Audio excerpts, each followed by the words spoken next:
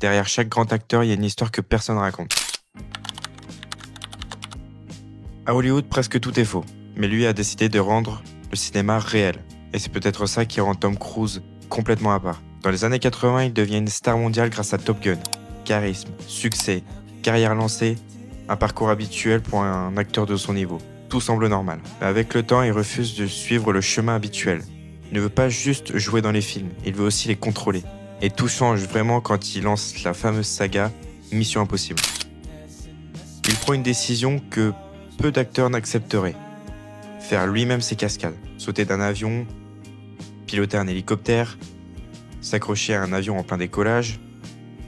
Toujours plus dangereux, toujours plus réel. Mais pourquoi ? Pourquoi prendre autant de risques alors qu'il est déjà au sommet, alors qu'il n'a plus rien à prouver ? Certains pensent que Tom Cruise ne cherche pas juste à impressionner. Il veut défendre quelque chose de bien plus grand. Aujourd'hui, le cinéma est rempli d'effets spéciaux, fond vert, décors créés à partir d'ordinateurs, effets spéciaux. Mais lui refuse ça.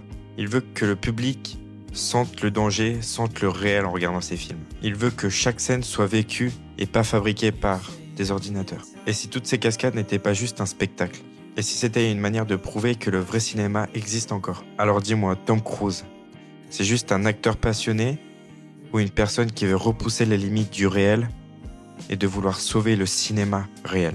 Le cinéma, c'est pas que des films, c'est aussi une culture entière.